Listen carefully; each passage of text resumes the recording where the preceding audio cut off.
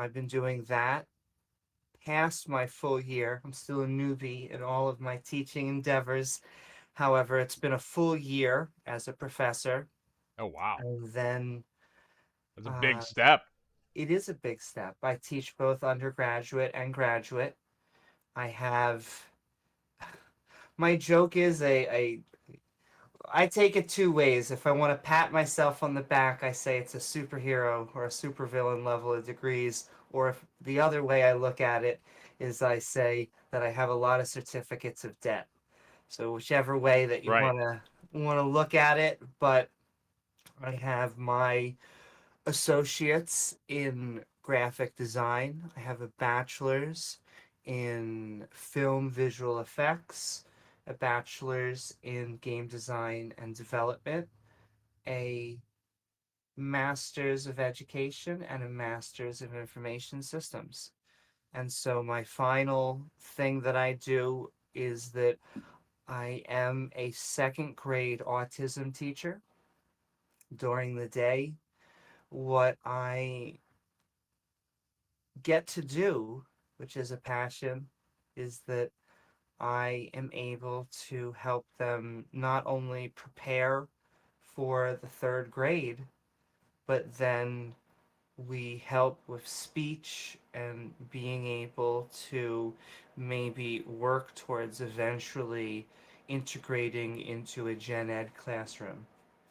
And so I know that's a lot. I mean, I also like karaoke, but yeah, that's I guess my beginning. That's who I am. Oh, and I also have my channel. So sending love to my co-host James W. and everything we do there at the Skeptic and Ranting community, as well as the love that I do with you, Taco and Randolph, that we do on the Theist Helpline.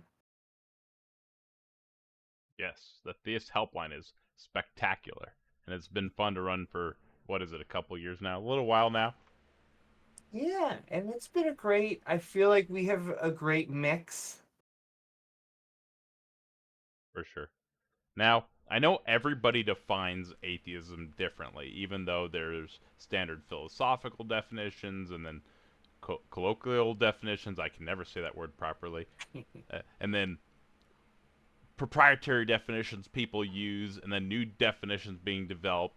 So I'm sure there's a common definition that everybody abides by. But out of curiosity, what is atheism to you?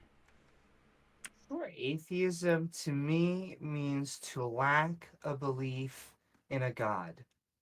And so I contrast atheism and theism with agnosticism and Gnosticism, which gives me kind of four squares, and I land in the agnostic atheist position. I don't believe that a God exists, but I don't claim to have full knowledge of a God not existing. I gotcha. I'm with you. So, what got you into the atheist activism? I'm sure you weren't always an outspoken atheist. That is very much true. And so I was raised as I was raised Jewish. I um not only and I love my Jewish parents, and I was sent to a conservative synagogue, which is the middle ground between Orthodox and secular. I'm not sure why, if I asked my mom why she sent me to a conservative one, even though she was secular, she just will say I wanted to be a good Jew. And I'm like, okay. And so I did that until I was a teen. I did not do it well. I remember basically focusing on wanting to buy candy from the store, and I remember us making fun of them. I think it's called David. They where they like dip their heads up and down. Me, my friend, and myself would basically imitate them, but we do it super fast. And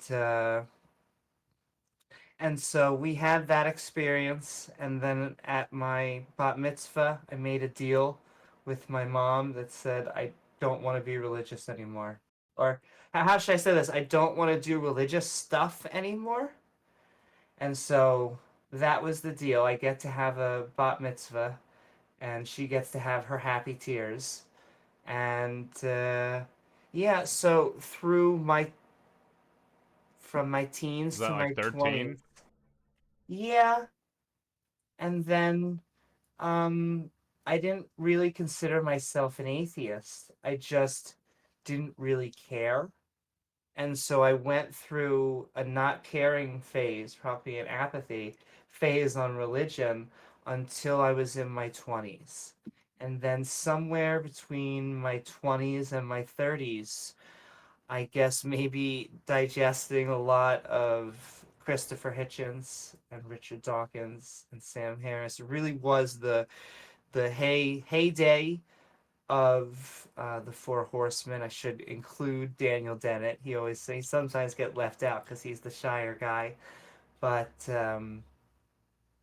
and so I guess it became somewhat of a more intellectual thing. And I would say eventually the atheism led to a more of an anti-theism. With you on the anti-theism. Now, I guess we'll go into your favorite dinosaur because this is always a fun thing to ask people, and I have mine, and it seems like everybody, even 70-year-old people, have one that's their favorite, right? So, what is your favorite dinosaur and why? Sure, but mine is a silly reason because it's been serialized within Hollywood, and I don't think it's an actual reason. Okay, I like velociraptors. Why do I like velociraptors? Because they seem to have the same sort of intelligence that you would get from having pack mentalities. Now, would that actually happen? Is that how, like, it's portrayed? Probably not. However, altruism and intelligence is found within birds. And so, you know, not too far-fetched, I guess. Now, we've done quite a few stages together, and one of the common themes every stage is how can an atheist have morality, right?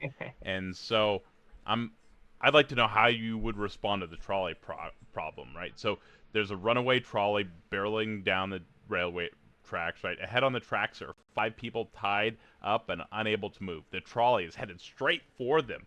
You are standing some distance off in the train yard next to a lever. If you pull this lever, the trolley will switch to a different set of tracks. However, you notice that there is one person on the side track. You have two and only two options. One, do nothing, in which case the trolley will kill the five people on the main track. Or two, pull the lever, diverting the trolley onto the side track where it will kill one person. Which is a more ethical option, or what is, I guess, the right thing to do? Okay, so this is where, first of all, atheists can have morality. There's no such thing as an atheist morality, but atheists can have views, opinions, and moral systems. I am a situational ethicist, and that means that I believe that the morality and depends upon the situation. I have a number of factors that I could go into that I think make it relevant. My two factors that ground my morality, and we can go into them later after I answer the trolley problem, but are biology and consciousness. Now, when I say this, I always get scuffs by creationists. However, I think there's good reasons why biology and consciousness have everything that we want to deal with when it comes to morality. Now, going back to the trolley problem, it's hard because it depends on the situation. If I know nothing about the situation, to me, it seems like the more moral thing to do is to pull the lever because it's no information and no information. And so all we can do is say we're saving more people. However, what happens if we have a situation where it's five people and then it's the one person that has the antidote, and we're in a situation like, a zombie apocalypse or something, and then all of a sudden we need to keep this person alive so we can basically bring back everything. And so, to me, it very much depends on the situation.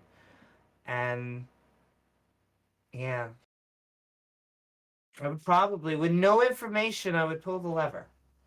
However, I think there would be ways that we could manipulate the situation in which I would. Um, so that's a good answer, I think. The five. Now, you mentioned the grounding for your morality. That's always a fun topic to go into. I cannot speak. Go into. Would you like to elaborate on that at all? Yes, I would.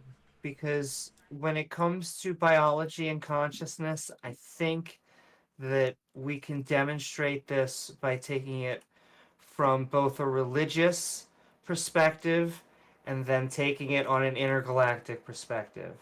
And so we look at cutting someone's hand off for stealing a loaf of bread. I think that modern morality should look at that as immoral. We should say that if you steal a loaf of bread and you're cutting off someone's hand, the punishment is not meet the crime. However, what if we were to go and we went somewhere where there were sentient creatures, where they regenerated their hands, and thus we say, okay, maybe cutting off someone's hand isn't that terrible of a punishment on that planet with that group of people who are like salamanders and can grow limbs back. And so when we're talking about morality, we have to think about how we are biologically formed, not created or made, but then how the conscious organism is handling the situation. Does cutting this thing off, does cutting their hands off make them have pain for years and years and years and years? Or is it 5 minutes? That conscious experience is much different. Much different. It's very different. The pain and suffering are a big factor for you. Yes, and I think that's what we're dealing with when it comes to morality. If we were to look at what are we dealing with, I would say it's conscious creatures. I would say if we're on an island and there's only one person, then morality doesn't exist because there's no one to be mean to. There's no Right. one, It's and between that's agents. yes, and that's why I don't think there's this omnipotent or even this like almost physical layer that we could say is morality. I would say morality is this pinning, this underpinning of very objective standards. Like we are humans. We're not going to change that we're humans anytime soon. And so we're talking generally about human morality. Sometimes we're talking about the morality of other creatures on our planet, but that's who we're talking about. And it's about conscious creatures, about things that have nervous systems that can feel pain. And it's not really until we have two people on the island that we have to go, well, how do we divide up the cantaloupes or the whatever we have? And so morality issues are about multiple conscious creatures dealing with each other. Gotcha. Do you have anything else you'd like to throw in on that, or do you want to move to the next topic? We could probably move to the next Cool. topic. There'd This probably is be a fun one. questions that could draw out more in me because I have found that those very two simple factors. I guess I'll add one more before we go on. um, because I'll say what the subjective factors are because I think those are the two objective factors. Because I'm weird in that if you ask me, do I believe in objective or subjective morality? I am somewhere in between because I believe there are objective standards and then I believe there are subjective metrics that we can look at. Those subjective metrics would be kindness, empathy, and fairness. And I think we look at those three probes, those three subjective probes against those objective grounds, and I think that's where we're going to find morality. Gotcha. Now, the next topic is a fun one to deal with for sure. How do you feel about foundational, well, Christianity, or you could even expound that to Abrahamic theism? Both of those subjects are fascinating. I find Christianity interesting because it is, of course, an offshoot of Judaism. There's many offshoots of Judaism in a weird way. The Abrahamic religions have kind of almost in a natural selection. They're the I jokingly like to call them because they no one likes to be called neo or modern or new, and yet they are the neo, the modern, they're the new type of theism. They're the type of theism that is monotheistic with these omnis, who is very much a dude, a guy, a father. He doesn't pay alimony, but he's a father. And so I did not know much about Christianity growing up. My parents allowed me, because I was a very spoiled child. We could probably go into that too much. I was given like a Hanukkah and then like a something on the Christmas because they wanted me, I think, to feel America. And but I really didn't know anything about it more than the cultural stuff. And so it wasn't until, like I said, my I probably even, and this is embarrassing, but I probably couldn't even tell you that Christmas was December 25th until way later into like late teens to early 20s. And though now I'm almost obsessed in the opposite direction. Now I'm interested because you find out that there's wars. You know, Jesus is an interesting fella because he was a political guy. I'm a very Bert Ehrman kind of gal. If you really want to know my thoughts on Jesus, in that, you know, it was a political idea to be a messiah back then, to want to take over or reclaim Jerusalem. And so, claiming to be the Messiah and to wanting to take back, um, really, they were at war with Rome. Um, and so, what became this very Jewish, he was a rabbi. The Bible quotes him as that multiple times. He ends up, you know, dying. Now, multiple things happen after his death. I do not believe that he was resurrected. However, if you read the literature, they believe at least that he was resurrected within the Bible. That seems to be this big lynching turning point for them. I see the evolution. You see the first three gospels are very consistent with themselves. Jesus does not view himself as God. He views himself, he uses the phrase Son of God in a way that is accustomed to other prophets in the Torah using Son of God. And then we get to John, and John really, he puts his flag down and says, no, no, no, no, no. This person is God. I am, but I am.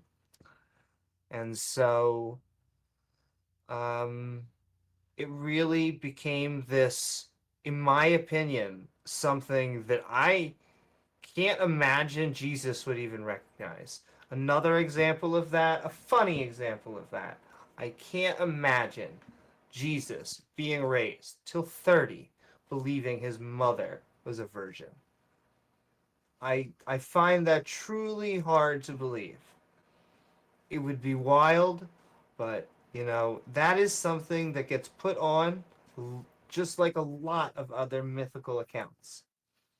And so it's not surprising that it would happen to someone like the claimed prophet.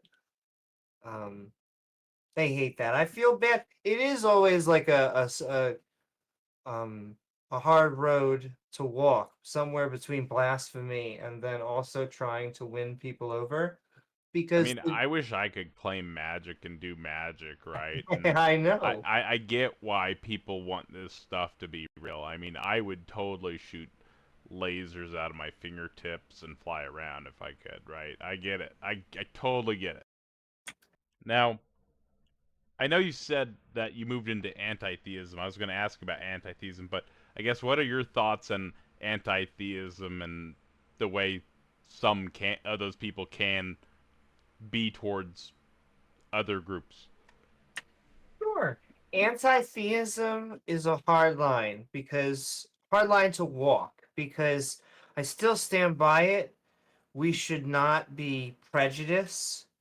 We should not be insulting to people on our day-to-day lives. We need to be generous to religious people.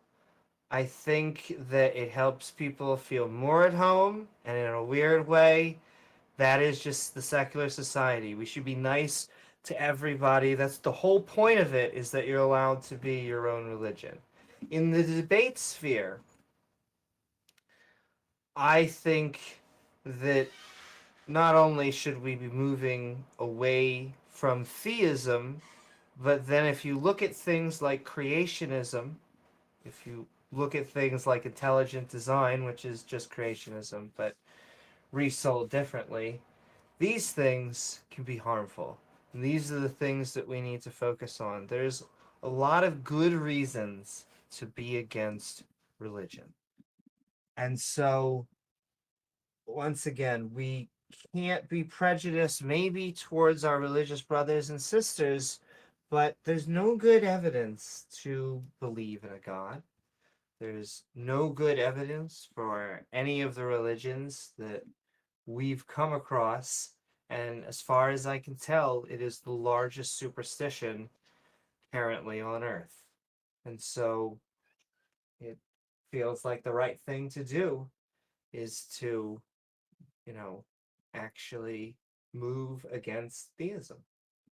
And I will say, they are working in the opposite direction. The funny thing is, we've been weirdly gaining ground because secularism, if you think about it, is like not only is it being able to do any of your own religions, but it's going to the food court and getting whatever type of food you want and just not caring. It's going and getting a PlayStation 5. It's all of this cool stuff that we have here. And so, in a weird way, people pick that over religion, and the pews have been emptying out. I just think that we also make a good counter as well. That's fair. There's apologetics, there has to be counter apologetics. And I know you said you wanted to talk about counter apologetics, so what better point to than anti theism? Absolutely. Well, apologetics is to defend the faith. I also consider ourselves counter Dawaists because Dawa generally means to invite to Islam, and then apologetics means to defend the faith, defend Christianity. And I don't think there is really a word within Judaism, but we're against the whole package. Hinduism, whatever they got. And so what counter apologetics really means is going out and debunking these, how should I say this? Because I was going to be super insulting, because here's what they do. They Things that don't take cohere with reality. Yes. Well, if they were to just try and defend their own religion, it would sound crazy. And so what they do is they do defenses that are very deist. They borrow from great thinkers from thousands of years ago, like Aristotle. And basically, they quote Aquinas quoting Aristotle. And they end up trying to cobble together these arguments that will a god into existence, define a god into existence. I And find the Aquinas topic funny, and I'll be quiet in a moment, but it's so funny because oh I no, don't know please. if you've heard, but the same people that argue Aquinas nowadays argue a creator God. Aquinas created those arguments because of the creator God category mistake.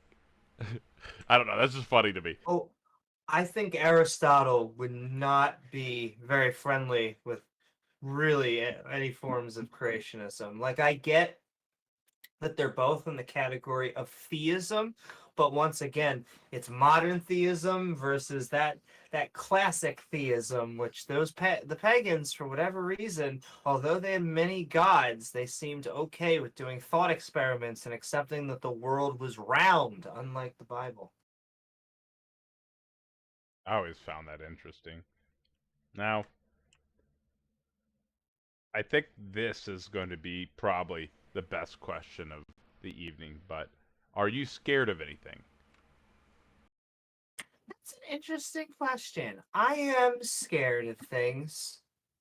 I can tell you that to date this podcast, and let's hope that it goes on to not be true, and maybe this is just the cycle of life. Maybe this is the way, and I'm just maturing into it. I'm worried politically. I very much like the American experiment that we have here. And so I am very deeply worried going into the future that there is a bend towards authoritarianism. Now, that you mentioned America a bunch of times, and I had a America. flashback to earlier in this conversation when you mentioned your parents trying to do uh, an American version of the Jewish holiday, and it sounded, for lack of a better term, they Battery were critical. pretty Jewish. I don't mean that. Yeah, you get what I'm saying. But were they like first generation or second generation, or were they the immigrants? I guess what what generation were your parents in the U.S.? And so they are second generation. I would say, and they're actually fairly secular. Like they'll eat bacon. They don't eat bacon anymore because my dad's a health Charging nut. But battery. they used to eat bacon, and they'll eat cheese on a burger. But because they are that middle generation, I think they still have a lot of traditions. And so my mom is iffy on theology. She'll every once in a while say something like, "Oh, I'm sure my mom's up there in heaven or something." And I'm like, "That's not even Jewish." Um, and yet, Oh, so they're um, actually more secular. I got you. oh, sure. So it goes secular, conservative, orthodox. I'll tell you the type of to give you a relational point, okay? Secular Jews are my parents. And then I guess we'll move on to the next topic. But uh, Okay. well, what's going on with you in modern day debates? Uh, so I would love to go. mm, I have a great. I love James, and I have a great time on modern day debate. I probably should send him an email and be like, "Hey, let's do some religious debates." I know that every once in a while I sometimes end up doing a LGBTQ debate. It's hard because I'm so, in a weird way, I am centrist, though I realize I'm more centrist worldwide. Here, I guess I am more liberal because I am hardening to that. Um, yeah, I'm gonna. within the coming weeks, I should reach out and have some fun. But I love James and everyone over there at the MDT community. And based on this conversation, it sounds like you're probably a coherentist, but I guess what theory of knowledge do you abide by? Uh, sorry, what theory of knowledge do you abide by? Well, the way I would phrase that is my epistemology, my epistemological toolkit tends to mostly be based in science. Now, I accept other things. I think that we can have favorite colors and ice creams and opinions. In fact, I think politics is all opinion. I think you can have better opinions and educated opinions, but it's opinions. And then I think science is where true knowledge is. I think that's how we know something, a justified true belief. I think justified true beliefs, oftentimes, the best of them in this era come from science. Gotcha. Do you have anything else you'd like to talk about? Anything that I didn't ask about that you'd like to bring up, or uh, I I guess have anything that interests weird you? thought experiments with like presuppositionalists that I'm not sure if they work, but they're satisfying to me. I always try and get them to get me to understand how much a burger costs at Wendy's. And this is something I claim can only my worldview can do in comparison to the Christian worldview. And that I cannot figure out how much a burger costs at Wendy's using Christianity. And I walk them That's fair. through like how you could have almost a crude peer review system by all you have to do is go in there. You have to go to the store, ask the cashier. Not only will they say a number, then you have to give them your money, and that confirms it. You then get food. You have gone through multiple checks to confirm how much something was at Wendy's. Can't do that with Christianity. I'm with you. I mean, I don't know how anybody without a way to obtain knowledge could have reliable results like what you just presented there. I mean, as I always say when I'm running atheist presuppositional apologetics, if you're truly a theist, if you truly live the way you talk, you would have no knowledge. And so I totally agree with what you're saying there. And to justify that for anybody in the audience, there is no regularity in the Abrahamic worldview. You can just look at 50 examples in the Bible where there were breaks in space time and reality, where stuff was spawned into mall people, or water rained for days and days and days and there was no heat problem. Stuff like that, which would make knowledge impossible in that worldview. Meaning that you're right, they would not be able to determine the price of a burger. So have you enjoyed talking to the presuppositionalists? Because I always find that it like comes with there we go. It comes with like a weird snootiness. Yeah, I hate talking with presups. I hate it. I hate every second of it, and I hate that I've developed atheist presuppositional apologetics. And I hate running it, but it's true upon reflection, and it's a correction of their method. I think every single one of them should abandon their empty husk of a worldview and adopt my own. I think that would be the only thing to do, because after I present my framework and how it's more coherent of a worldview than what they're operating from, they, if they were intellectually honest, would have no choice but to adopt my worldview, or at least abandon theirs. You would think so. Taco? Yeah, it was fun. I mean, we can call it here if you want. I would just saying if anybody wanted to come up, y'all are welcome to come up and chat. But if not, we can go ahead and call it here. This was a fun interview, and we learned a lot about you. And yeah, I love doing AMAs. I love talking with people and learning about them. Everybody's got some nuggets of knowledge, you know. Yeah, and I find that we have a very diverse group within our group, and so it has been fun to watch how we each tackle different forms of apologetics. For sure, it's a good team. Amy, I really do appreciate your time today. Do you have anything you'd like to say before we close out here? Sure, I might as well do the normal shilling and say that you can find me at youtube.com/Amy Newman. However, I really got to send a shout out to James W., my co host, and the entire Skeptic and Ranting community. Yes, so you can follow us on there. We have a lot of open mics as well as call in shows. Just really trying to create an alternative because that is what we at least have to all do is have alternatives.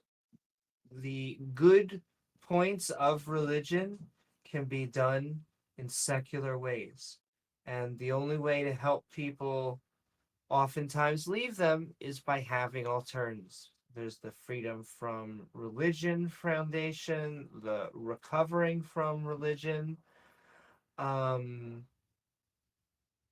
we need to all come together as a community and be able to um, help each other because there is no one else out there. Doesn't seem like there's a God that's going to help us. And so we should be kind to each other.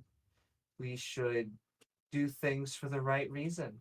We should do charity just because it helps our fellow men and women.